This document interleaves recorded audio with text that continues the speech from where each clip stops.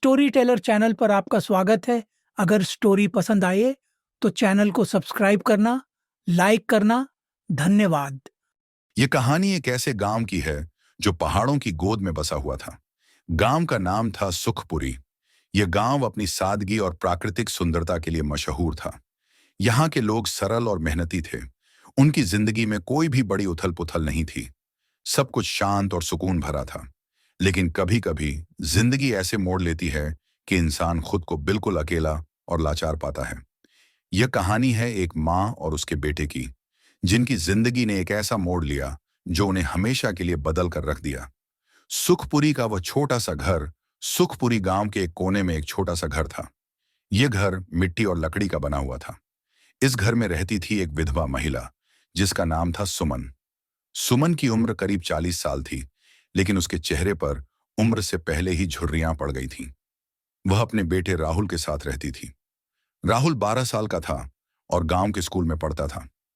सुमन का पति कई साल पहले एक बीमारी के कारण चल बसा था। उसके बाद से सुमन ने अपने बेटे को अकेले ही पाला था। वह खेतों में मजदूरी करती और कभी कभी गांव के लोगों के घरों में काम करके अपना और राहुल का पेट पालती थी। राहुल एक होनहार बच्चा था।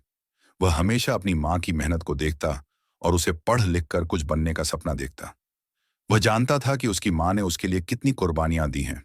इसीलिए वह हमेशा पढ़ाई में मन लगाता और अपनी मां को खुश करने की कोशिश करता। वह दिन जब सब कुछ बदल गया। एक दिन सुमन को खेतों में काम करते समय तेज बुखार आ गया। वह घर लौटी और बिस्तर पर लेट गई। राहुल ने उसकी देखभाल की, लेकिन बुखार कम नहीं हुआ। गांव के लोगों ने उसे झोला छाप डॉक्टर के पास ले जाने की सलाह दी। डॉक्टर ने कहा कि सुमन को बुखार नहीं, बल्कि टीबी है और उसे शहर के बड़े अस्पताल में इलाज कराना होगा। सुमन के पास इतने पैसे नहीं थे कि वह शहर जा सके। उसने गांव के लोगों से मदद मांगी, लेकिन सबके पास अपनी परेशानियां थीं। राहुल ने अपनी मां को रोते हुए देखा तो उसने ठान लिया कि वह कुछ भी करके अपनी मां का इलाज कराएगा। राहुल की मेहनत और संघर्ष, राहुल ने स्कूल जाना छोड़ दिया और गांव के बाहर एक ईंट भट्ठे पर काम करने लगा। वह सुबह से शाम तक मिट्टी ढोता और ईंटें बनाता।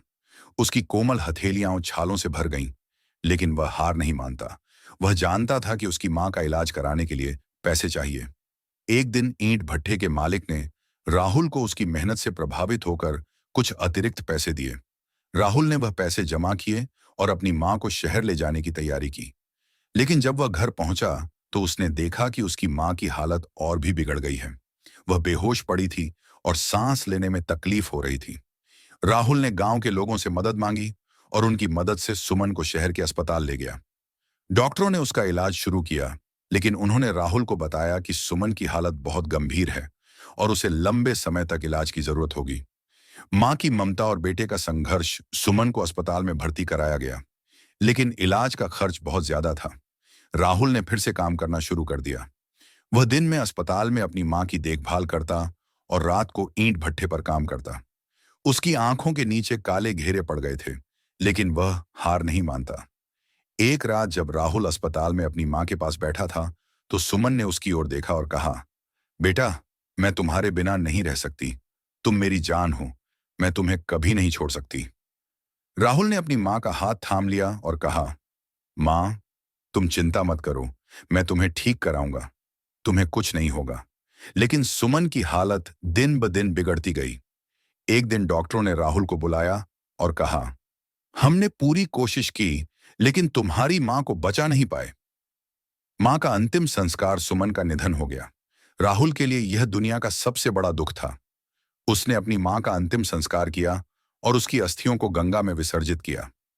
गांव के लोगों ने उसे सांत्वना दी, लेकिन राहुल के लिए यह दुख असहनीय था। वह अपने घर लौटा और उसने देखा कि उसकी मां की चप्पलें अभी भी दरवाजे के पास पड़ी हैं। उसकी मां की साड़ी अभी भी खूंटी पर टंगी है। उसने अपनी मां की यादों को संजोया और उसके बिना जीने का फैसला किया। राहुल का नया सफर, राहुल ने अपनी पढ़ाई फिर से शुरू की। उसने ठान लिया कि वह अपनी मां के सपने को पूरा करेगा। वह पढ़ लिख कर एक डॉक्टर बना और गांव के लोगों की मदद करने लगा। उसने अपनी मां की याद में एक छोटा सा अस्पताल खोला, जहां गरीबों का मुफ्त इलाज किया जाता था। राहुल ने अपनी मां को कभी नहीं भुलाया। वह हमेशा उसकी यादों में जीता रहा। उसने अपनी जिंदगी में कई मुश्किलों का सामना किया, लेकिन उसकी मां की ममता और उसके संघर्ष ने उसे हमेशा आगे बढ़ने की ताकत दी।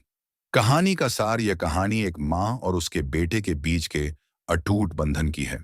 यह दिखाती है कि कैसे एक बच्चे ने अपनी मां के लिए हर संघर्ष को झेला और उसके सपने को पूरा किया। यह कहानी हमें यह सिखाती है कि मां का प्यार और उसकी कुर्बानियां कभी व्यर्थ नहीं जाती। राहुल की कहानी हमें यह एहसास दिलाती है कि जिंदगी में चाहे कितनी भी मुश्किलें क्यों ना आएं, अगर हमारे पास अपनों का साथ हो तो हम हर मुश्किल का सामना कर सकते हैं।